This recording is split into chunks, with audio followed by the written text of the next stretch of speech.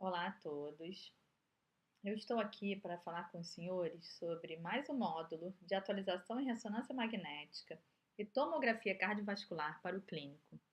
Meu nome é Sabrina Godoy, eu sou médica coordenadora do Serviço de Tomografia Cardiovascular do Hospital Federal dos Servidores do Estado, médica coordenadora do Serviço de Tomografia Cardiovascular do Instituto Estadual de Cardiologia Aloysio de Castro, no Rio de Janeiro, e médica da equipe de tomografia cardiovascular e ressonância cardíaca da rede DOR.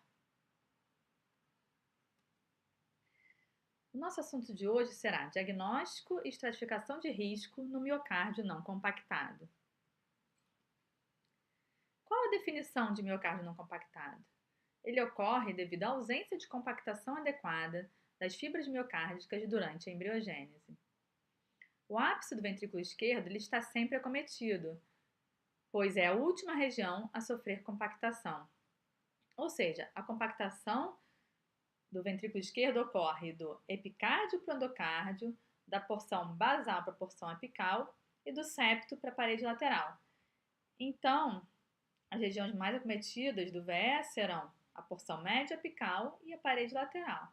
Por exemplo, se você vir um paciente que tem um aumento de trabeculação, mas basicamente na região do septo, não deve ser diagnóstico de miocárdio não compactado, se tiver só o septo acometido, por exemplo. O miocárdio não compactado é uma doença miocárdica rara, caracterizada por trabeculações proeminentes do VE, a presença de recessos intertrabeculares profundos que se comunicam com a cavidade ventricular. Isso vai ser percebido tanto pelo color Doppler quanto se você utilizar contraste, isso no caso do ecocardiograma, e a presença de uma camada muscular epicárdica compacta fina. O miocárdio não compactado pode ser isolado ou pode estar associado a outras miocardiopatias, como miocardiopatia hipertrófica, cardiomiopatia dilatada, displasia ritmogênica do VD, ou outras cardiopatias congênitas ou outras síndromes complexas. O miocárdio não compactado pode ser esporádico ou familiar. Então, como realizamos o diagnóstico de miocárdio não compactado? Temos, então, os critérios ecocardiográficos, que foram definidos por Jane e colaboradores. A presença de uma relação entre a camada não compactada e a camada compactada maior que 2 na sístole final. E por que o ecocardiograma utiliza, então, esse critério na sístole? Porque é mais fácil para o ecocardiografista ver a diferença entre a camada não compactada e a camada compactada na sístole do que na diástole. A presença de trabeculações proeminentes do VE e a presença de recessos intertrabeculares profundos que se enchem de sangue proveniente da cavidade ventricular. Como falei, esses recessos podem ser percebidos eles se enchendo de sangue tanto no color Doppler quanto se você utilizar contraste, no caso do ecocardiograma. Quais são as limitações do ecocardiograma? É operador dependente, depende da janela acústica do paciente, pode não visualizar bem o ápice do VE, pode haver dificuldade em diferenciar as camadas compactada e não compactada, mas para isso a utilização de contraste pode auxiliar na demonstração das trabeculações.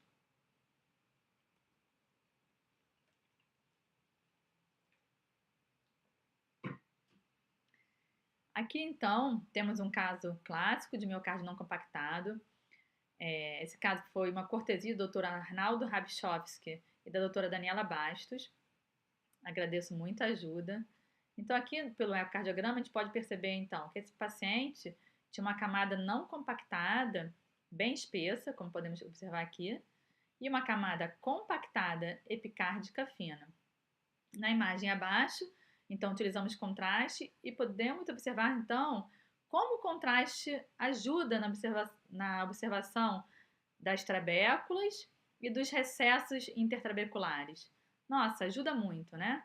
Então, aqui, novamente, então, a camada não compactada bem espessa, com as trabéculas e com os recessos entre as trabéculas, e a camada compacta, que é epicárdica, bem fina. Agora, em relação ao diagnóstico pela ressonância magnética cardíaca. Esse aqui é um estudo clássico, publicado na JACC em 2005, do Dr. Petersen.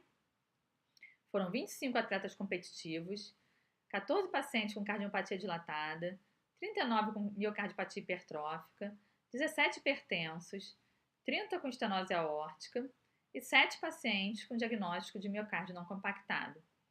Como foi definido, então, o diagnóstico de miocárdio não compactado? A presença de não compactação no eco ou na ressonância. Não foi definido exatamente qual seria a relação entre a camada compactada e não compactada nessa fase inicial, porque justamente eles queriam pegar um maior número de pacientes. E além desse critério, tinha que ter pelo menos um dos seguintes critérios: a presença de miocárdio não compactado em pelo menos um parente de primeiro grau, a presença de doenças neuromusculares associadas e a presença de complicações, como, por exemplo, embolia sistêmica.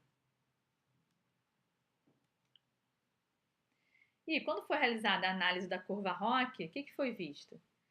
Que a presença de uma relação entre a camada não compactada e a camada compactada maior que 2,3 na diástole distinguiu a não compactação patológica, a presença, então, do diagnóstico de miocárdio não compactado com uma sensibilidade de 86%, especificidade de 99%, valor preditivo positivo de 75% e valor preditivo negativo de 99%.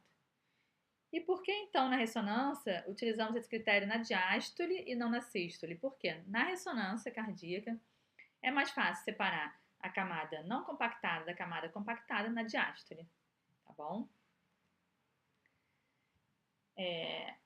Outro critério diagnóstico para miocárdio não compactado seria a presença de massa de miocárdio não compactado maior que 20% da massa total do VE. Esse critério foi estabelecido por Jacquier e colaboradores. Entretanto, esse critério é muito mais difícil de ser utilizado no dia a dia, porque você tem que contornar as trabéculas uma a uma por Simpson. Isso é muito trabalhoso e muitas vezes você pode acabar englobando o sangue intracavitário. E então isso pode falsear e hiperestimar a massa do miocárdio não compactado. Tá? Então acaba que esse critério a gente utiliza mais em pesquisa, mas acaba não utilizando no dia a dia. Agora eu vou mostrar para os senhores exemplos de miocárdio não compactado. Aqui temos um caso de miocárdio não compactado, gentilmente cedido pelo Dr. Clério Azevedo, agradeço muito. Aqui então temos macínio 2 câmaras, átrio esquerdo, mitral, VE, e podemos observar nesse caso a presença de uma camada não compactada, né, com suas trabéculas, seus recessos intertrabeculares bem espessa, e uma camada epicárdica compacta fina. Quando realizamos então a relação entre a camada não compactada e a camada compactada, foi de 2,5, maior que 2,3 na diástole. Aqui no acínio 4 câmaras, átrio esquerdo, VE, átrio direito e VD, observamos novamente a camada não compactada bem espessa e uma camada compactada epicárdica fina. E quando realizamos a relação entre a camada não compactada e a camada compactada, essa relação foi de 4, ou seja, bem maior que 2,3. Então, lembrando que essa relação tem que ser medida sempre nos eixos longos, seja no 2 câmaras, no 4 câmaras ou na via de saída do ventrículo esquerdo, mas esse critério não é utilizado para uma medida no eixo curto. Aqui temos, então, ainda nesse caso, uma macínio em eixo curto, da base em direção ao ápice. Podemos observar, então, as trabéculas, né, a camada não compactada, e esse paciente tinha função sistólica do VE preservada. Foram realizadas imagens real tardio e esse paciente não tinha nenhuma fibrose miocárdica. Aqui agora temos um segundo caso, gentilmente cedido pelo Dr. Juliano de Lara Fernandes, agradeço muito. Está aqui um outro caso de miocárdio não compactado, macínio 4 câmaras, e observamos novamente uma camada não compactada, com seus trabéculos e seus recessos intertrabeculares bem espessa, e uma camada compactada epicárdica fina. Então, quando fazemos a relação aqui, ó, entre o diâmetro da camada não compactada e o diâmetro da camada compactada, essa relação na diástole final deu de 3,7. esse paciente, uma disfunção sistólica leve do VE, com uma fração de ejeção de 53% por Simpson. Agora, nasci em 2 câmaras, peço um pouco de desculpas que a imagem está um pouquinho tremida, contanto esse paciente tinha extracístole ventricular, que é uma das complicações do miocárdio não compactado. Tá? E a imagem fica um pouquinho tremida, mas essa é uma imagem de vida real. Observamos novamente, então, uma camada não compactada espessa, uma camada compactada fina, epicárdica. E a relação, então, entre a camada não compactada e a camada compactada, entre seus diâmetros, uma relação entre essas camadas de 3,8. Tá? Então, aqui a gente observa muito bem, né? A presença das trabéculas e dos recessos intertrabeculares profundos. E quando foram realizadas as imagens de realce tardia, seja no 4 câmaras à esquerda ou no 2 câmaras à direita, foi visto que essa paciente não tinha fibrose miocárdica. E aqui no realce tardio eixo curto foi visto novamente que essa paciente não apresentava fibrose miocárdica. Deve-se ter muito cuidado para não se hiperdiagnosticar miocárdio não compactado em pacientes com cardiomiopatia dilatada. Esse caso aqui é um caso clássico de paciente com cardiomiopatia dilatada, observando então aqui na Cine 4 câmaras uma disfunção sistólica grave do VE e uma disfunção sistólica grave também do VD por hipocinesia difusa. Se fôssemos observar, poderíamos achar que esse paciente tem um pouquinho de aumento de trabéculas aqui, principalmente na parede lateral. Contudo, quando realizamos então a relação entre o diâmetro da camada, que seria a camada não compactada, né, onde estão as trabéculas, e a camada compactada, essa relação dá de 1,6. Ou seja, esse paciente não tem miocárdio não compactado, esse paciente tem uma cardiomiopatia dilatada. No 2 câmaras, observamos novamente uma disfunção sistólica grave do VE por hipocinesia difusa, um pouquinho de trabécula, mas essa relação não dá maior que 2,3. E na imagem de realce tardio, podemos observar, então, que esse paciente não apresenta fibrose miocárdica, tanto no realce tardio VSVE, quanto no realce tardio 2 câmaras à direita.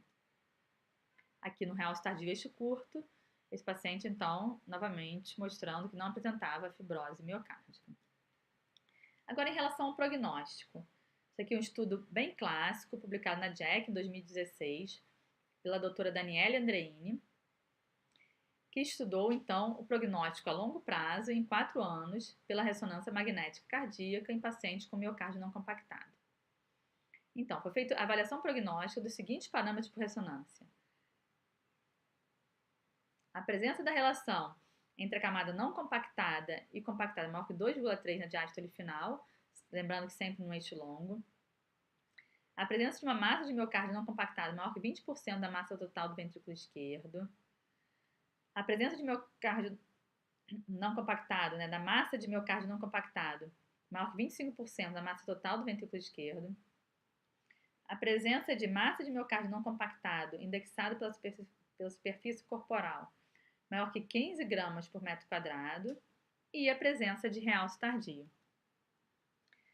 E quais foram os desfechos analisados? Foi um desfecho composto de eventos tromboembólicos, hospitalização por insuficiência cardíaca, a presença de arritmias ventriculares, seja taquicardia ventricular sustentada ou não sustentada, ou fibrilação ventricular, e morte cardíaca, seja por arritmia ventricular ou insuficiência cardíaca refratária. Então, foram 122 pacientes e ocorreram 36 eventos cardíacos maiores. Em relação ao realce tardio, ele era mesocárdico em 7 pacientes, subepicárdico em 3 e subendocárdico em 1. Então, podemos perceber que a maioria dos pacientes apresentava um padrão de realce tardio não isquêmico, 10 pacientes. Apenas 1 apresentava um padrão de realce tardio que poderia ser isquêmico, um realce tardio subendocárdico.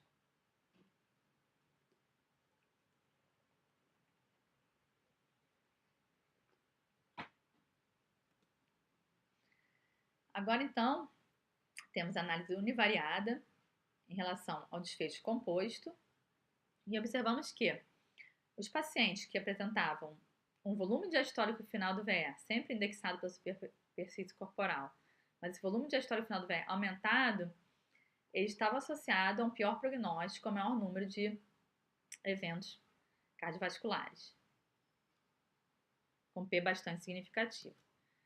A presença de volume sistólico final do VE aumentado também estava associado ao desfecho composto. A presença de uma fração de ejeção do VE reduzida estava associada a um pior prognóstico, com P bastante significativo. A presença de realce tardio teve um hazard ratio de 4,3, realmente bem aumentado, para predição do desfecho composto, com P bastante significativo. E além da presença de realce tardio, mas também a extensão, a quantidade de realce tardio, ou seja, a quantidade de fibrose, estava associada a um pior prognóstico. Já os critérios que analisaram o grau de não compactação, ou seja, a partir do momento que o paciente tem diagnóstico de miocárdio não compactado, fecha o critério da relação marco 2,3. Mas se você for analisar um paciente que tem realmente uma camada não compactada um pouco mais espessa, de um outro paciente que tem uma camada não compactada um pouco menos espessa, ou seja, o grau de não compactação não fez diferença em relação ao prognóstico, seja um percentual acima de 20%, ou seja, uma massa total de miocárdio não compactado maior que 15 gramas por metro quadrado, não estava associado a um pior prognóstico nesses pacientes. Agora, numa análise multivariada, foram criados 3 modelos para essa análise multivariada. O primeiro modelo, no campo superior à esquerda, foi visto que a associação entre o aumento do volume diastólico final do VE aos dados clínicos estava associada ao maior número de eventos do desfecho composto. E, quando foi associado, então, a presença de realce tardio ao aumento do volume diastólico final do VE e aos dados clínicos, também estava associado a um pior prognóstico. Já no segundo modelo, foi visto que a presença de volume sistólico do VE reduzido associado aos dados clínicos não foi associado a um pior prognóstico, já a presença de realce tardio associado a um volume sistólico do VE reduzido e aos dados clínicos, então, estava associado a um pior prognóstico.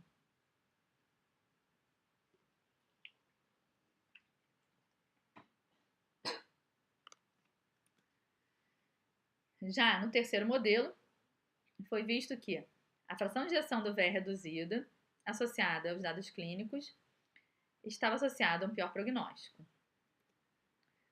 E quando foi associado a presença de realce tardio à fração de ejeção do VE reduzida e aos dados clínicos, isso tudo também estava relacionado ao maior número de desfechos compostos.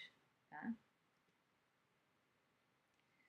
Já quando foi analisada, então, a sobrevida livre de eventos, né? Aqui temos, então, as curvas de Kaplan-Meier, no canto superior à esquerda, foi visto que os pacientes que apresentavam um volume diastólico final do VE aumentado tinham uma menor sobrevida livre de eventos do que os pacientes com volume diastólico final do VE normal. No canto superior à direita, foi visto que os pacientes que apresentavam um volume sistólico do ventrículo esquerdo diminuído tiveram menor sobrevida livre de eventos do que os pacientes com volume sistólico normal. No canto inferior à esquerda, podemos observar que os pacientes com fração de ejeção reduzida apresentaram menor sobrevida livre de eventos que os pacientes com fração de ejeção normal. E no canto inferior à direita, observamos que os pacientes com realce tardio apresentaram, novamente, uma menor sobrevida livre de eventos do que os pacientes que não apresentavam realce tardio. Todas essas análises com P bastante significativo. Então, qual foi a conclusão desse estudo? Que o grau de hipertrabeculação, ou seja, o grau de não compactação, não estava associado à piora do prognóstico. Como eu falei, a partir do momento que você fecha o diagnóstico de miocárdio não compactado, se essa camada não compactada for um pouco mais espessa ou um pouco menos espessa, não faz diferença em relação ao prognóstico. Já o prognóstico em 4 anos foi desfavorável quando o miocárdio não compactado estava associado à dilatação do ventrículo esquerdo, disfunção sistólica do VE e a fibrose. Obrigada pela atenção dos senhores.